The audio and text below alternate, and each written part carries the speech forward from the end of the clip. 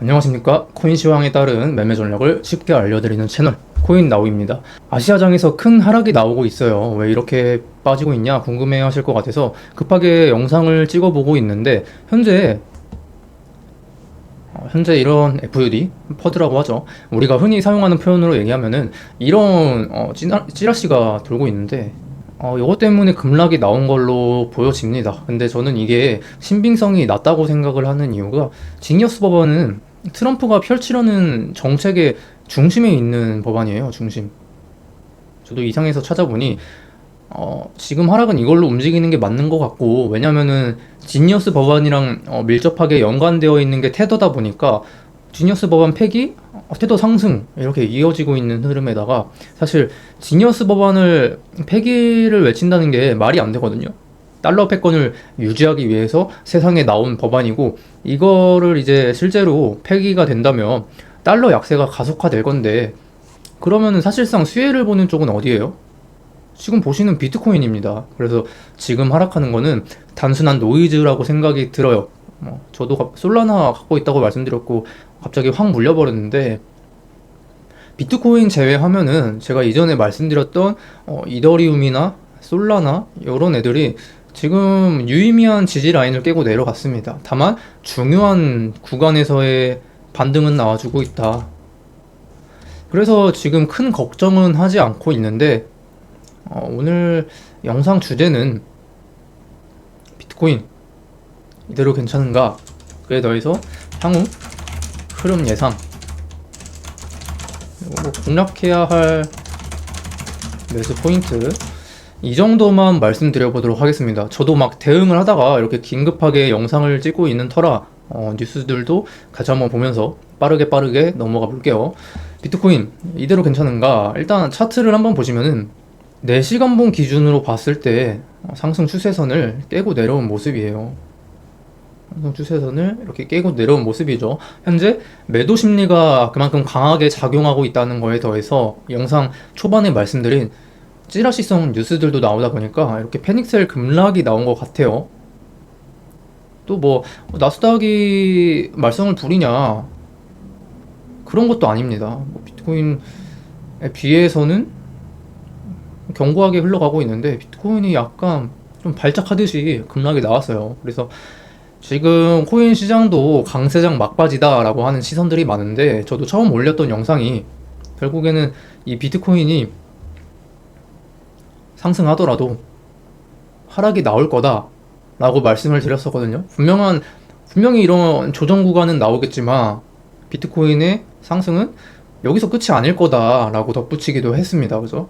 지금 이렇게 하락하는 흐름에서 별의별 뉴스를 다 갖다 붙이면서 얘기를 하고 있거든요. 뭐 서브프라임 오토론 관련해서 파산했다 뉴스 뭐 이런 거 얘기하고 있는데, 사실 그런 이슈로 이렇게 내릴 거였다면은 아까 보신 것처럼 나스닥 선물이 먼저 반응을 했어야 돼요. 근데 지금 봤을 때는 단순 노이즈로 비트코인이 하락하고 있는 게 맞다, 결국에는 꼴이 이렇게 달아주면서 올라올 가능성이 높지 않겠나 생각을 하고 있습니다. 그래서 시즌 종료를 생각할 정도로 크게 걱정하고 있지는 않아요. 덧붙여서 얘기하면은 이런 급락에서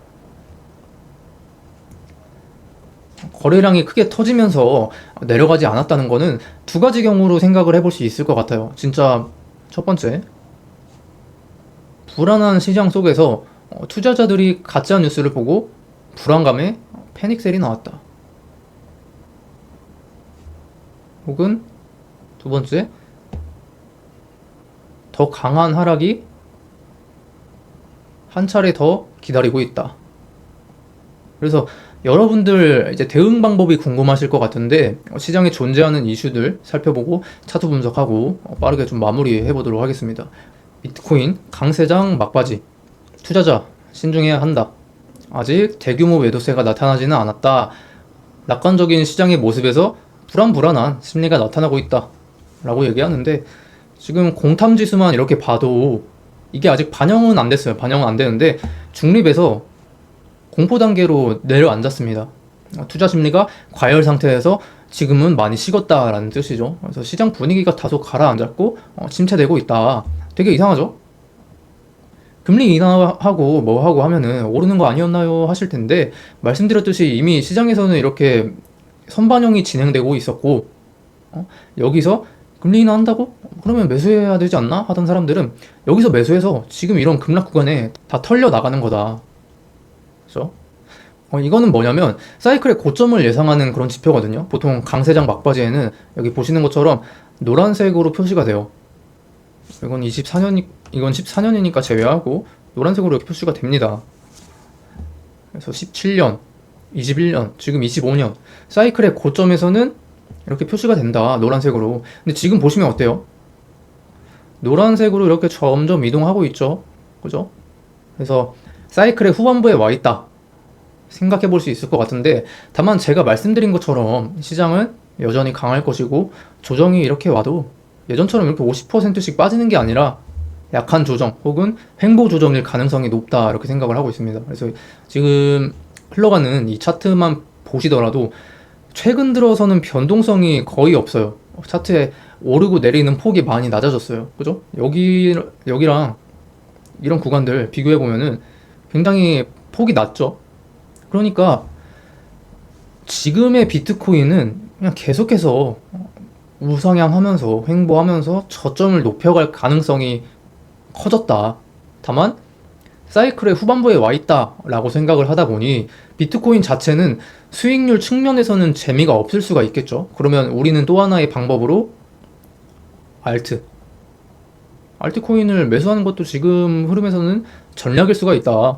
저는 비트가 진짜 여기서 지하실 뚫고 내액 뚫고 막 이렇게 처박힐 거라고 생각을 하고 있지는 않기 때문에 알트가 상승할 수 있는 조건을 이미 이더리움이 만들어졌고, 그런 흐름을 지금 다른 메이저 알트들이 만들어 주려고 하고 있죠. 솔라나나 이런 애들. 연준 금리 인하 시장 예상보다 공격적일 것. 그래서 뭐 이거 보면은 역사적으로 연준이 점진적인 금리 인하를 했던 경우는 없었다. 그러니까 느릿느릿 이렇게 진행했던 경우는 없었다라는 얘기죠. 현재 시장은 금리 인하 호재를 제대로 반영하지 못하고 있다라고 얘기를 하는 거예요.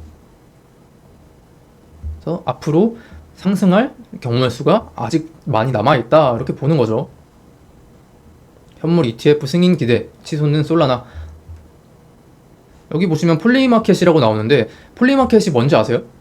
베팅 사이트인데, 예전에 뭐 트럼프랑 해리스 대선 확률도 예측하고, 이게 우리 뭐 스포츠 토토처럼 돈을 걸고 베팅을 하는 거예요. 이게 지금 굉장히 커뮤니티가 커요. 그런 폴리마켓에서 연내 솔라나가 신고점을 경신할 확률을 62%로 보고 있다. 그래서 한 달 전 대비해서 2배가량 상승했다고 하네요. 이전 영상에서 말씀드렸듯이 그 이후로는 기업들의 대량 매입이 있고 앞으로 매수세는 더 강해질 거다. 최근 이것도 말씀드렸죠. 최근에 SEC는 암호화폐 현물 ETF 상장 절차를 단순화하는 기준을 승인을 했고, 솔라나, 리플 등의 가상자산은 ETF 승인 가능성이 더욱 커진 상황이다. 솔라나 스테이킹 이율이 무려 7%입니다. 7%. 금리 인하 시기에 뭐 채권이나 배당 수익률이 이렇게 낮아진다고 가정을 하면은 기업들은 그 돈을 지키기 위해서 새로운 투자처로 암호화폐로 옮겨갈 가능성이 다분하다는 거겠죠. 그죠? 그래서 지금 솔라나에 굉장히 많은 관심이 쏠리고 있고, 실제로 기업들이 투자를 많이 하고 있어요. 그런 부분들에 대해서도 한번 생각을 해보시면 좋을 것 같고, 그리고 이더리움의 수장, 비탈릭이 이런 얘기를 했습니다.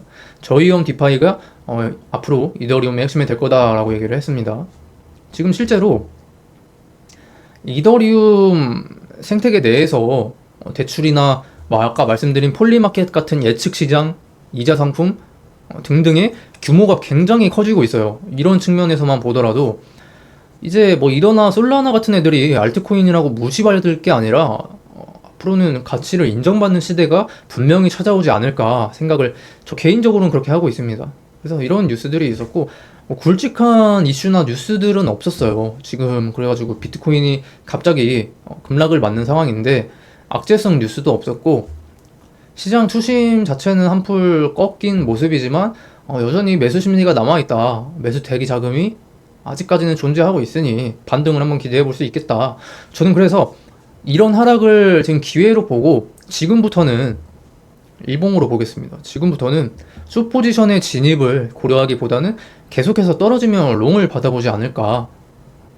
많이 빠진 알트코인들은 현물로 분할 매수 하시는 것이 좋겠고, 지금은 변동성이 확대되는 구간이기 때문에 선물 레버리지를 크게 써서 매매를 하기보다는 이런 추세 반전을 확인하고 그제서야 이런 구간에서 매수에 들어가는 게 가장 현명한 전략이지 않을까 생각을 합니다. 그리고 현물 투자 하시는 분들은 사실 걱정 없이 꾸준히 모아가시면 될 것 같아요. 이런 흐름에서는 선물 매매 하시는 분들이 어려운 거지, 우리가 정해둔 자리에서 구간마다 진입을 하면은 현물 입장에서는 사실 크게 어려운 시장은 아닙니다. 향후 흐름 예상은 여전해요. 이전과 마찬가지로 잠깐 이런 조정 구간이 찾아올 수 있겠지만 연말까지 보면은 상승을 쭉 이어나갈 확률이 높다. 아직까진 상방의 가능성을 더 크게 보고 있다. 지금까지는 제가 예상한 대로 알트코인은 조금 제 생각보다 어려운 흐름이 나오고 있지만 비트코인은 제가 예상한 흐름 그대로 흘러가고 있죠.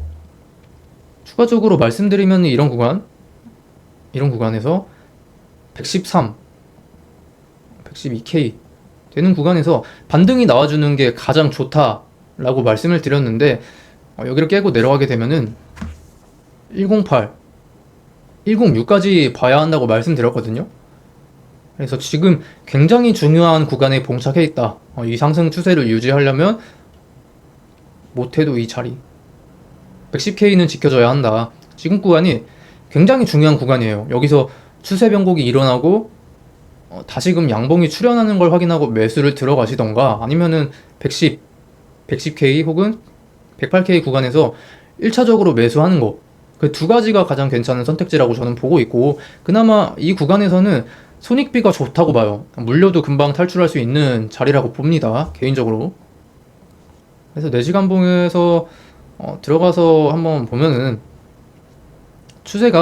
상승 추세가 일단 깨졌어요. 깨지면서 가짜뉴스인지 뭔지 사실 잘 모르겠지만 이렇게 찌라시가 나오면서 패닉셀이 한 차례 나온 모습이고, 결과적으로 여기를 지켜줘야 한다고 말씀을 드렸었는데 이제 여기를 깨고 내려갔으니까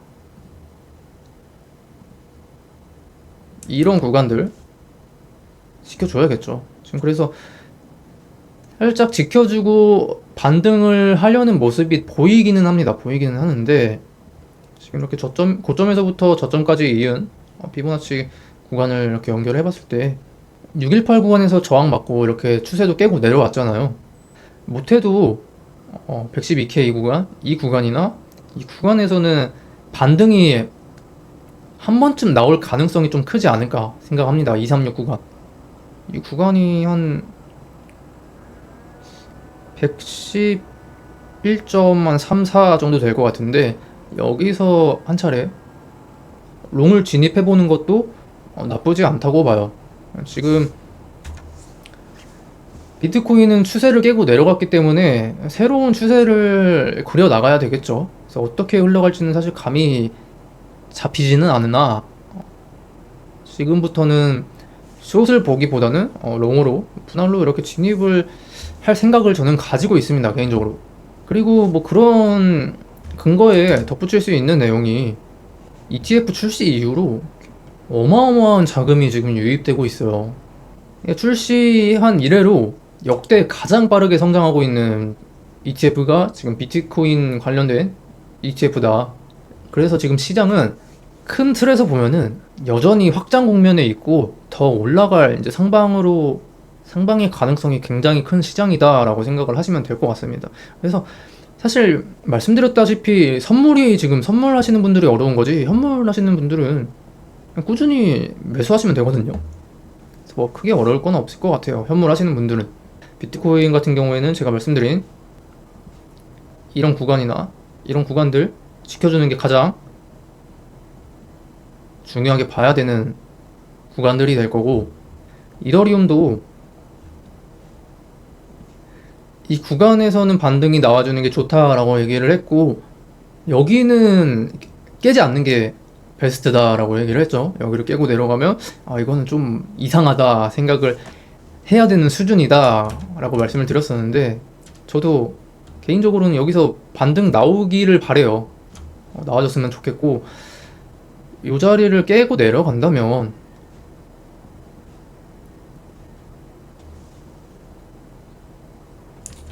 이런 3800이나 한 3,700대는 구간까지 보고 있어야겠죠.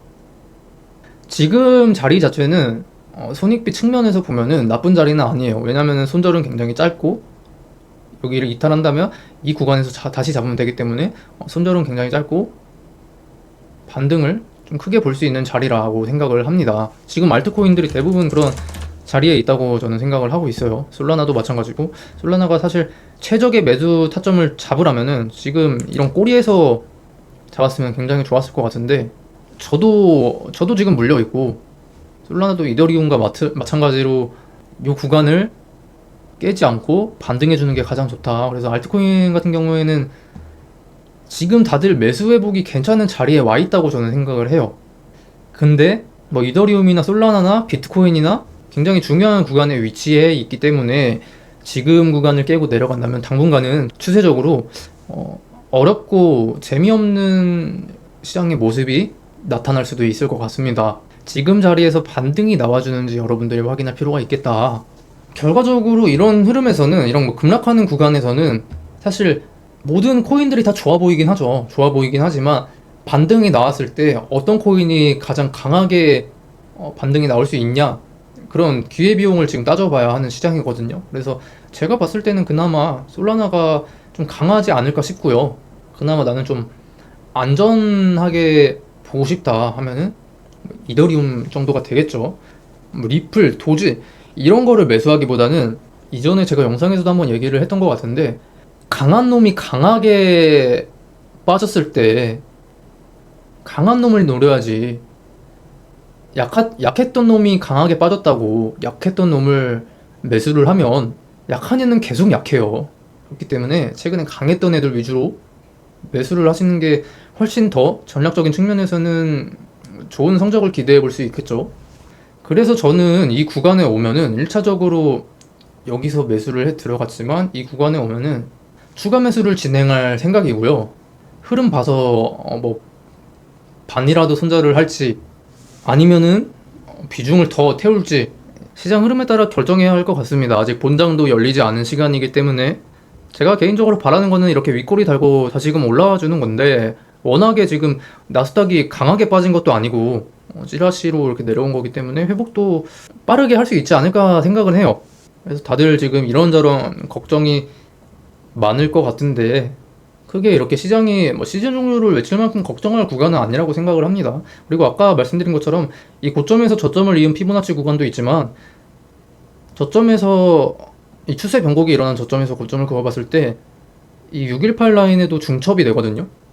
그래서 이 구간이 가장 중요한 구간이다. 여기를 1차적으로 지켜주는지 확인하시고, 내가 굉장히 좀 보수적인 플레이를 하고 싶다면 여기서 반등이 나오는 걸 확인하고 진입하는 게 가장 좋고요. 영상에서는 이렇게 설명을 드리지만